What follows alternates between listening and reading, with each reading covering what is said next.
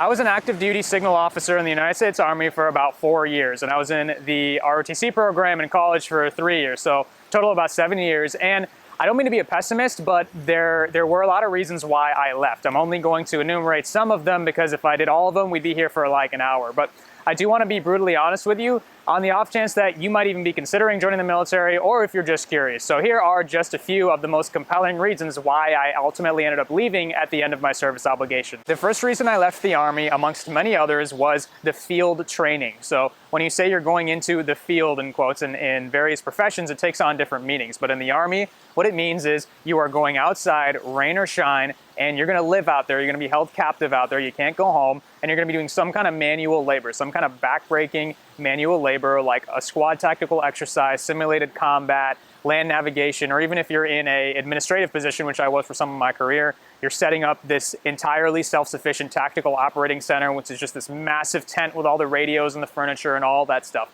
And as you're out there, if it doesn't last for weeks, it lasts for months, and you don't have modern amenities like electricity or running water, so you can't take a shower, you don't have proper bathroom facilities, you're malnourished because you're barely, if ever, fed, and you are only given those packaged MREs. And also, you're lucky if you even ever get to sleep, because you're just, the mentality is you're just gonna work until the job is done. There's no conception of holidays, hours, weekends, none of that stuff. And then you're even luckier if on those rare occasions when you do get to sleep for a couple hours, you have a flat surface to sleep on that isn't the ground.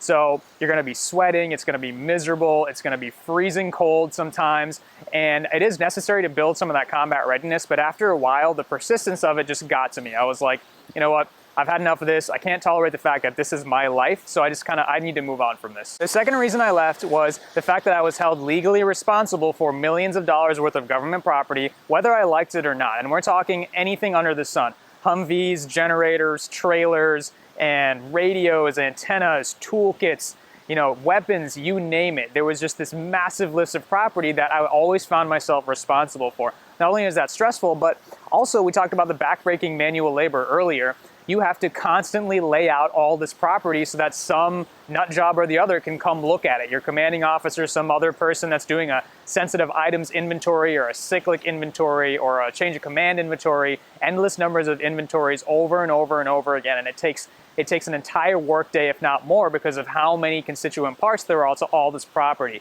And if, God forbid, you lose so much as a screwdriver, then you're paying for it. It's coming out of your pocket.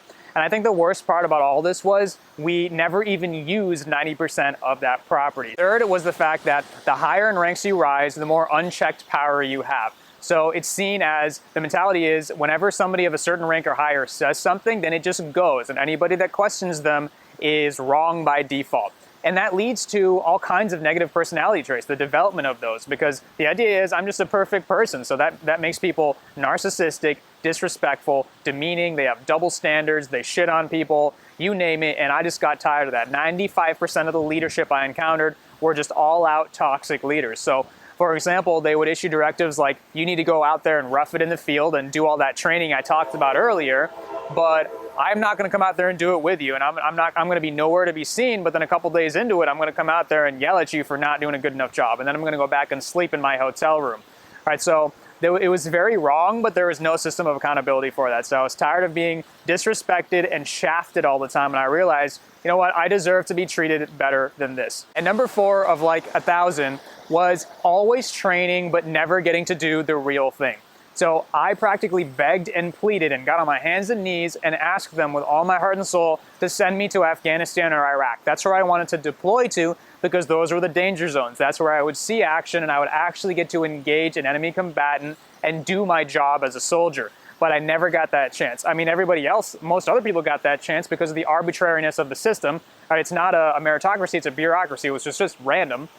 But I got tired of that. I would liken the feeling to being on the soccer team and bringing your all, giving your all at every practice, and then when the game comes, the coach just benches you and you never get to play in an actual game. And that's how I felt for 7 years.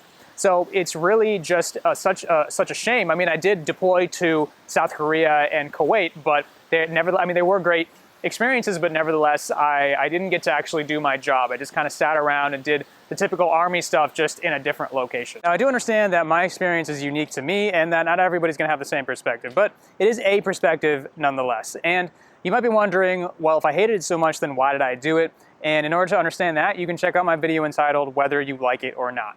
But that's about it for now. Thanks a lot for watching, and I'll see you next time.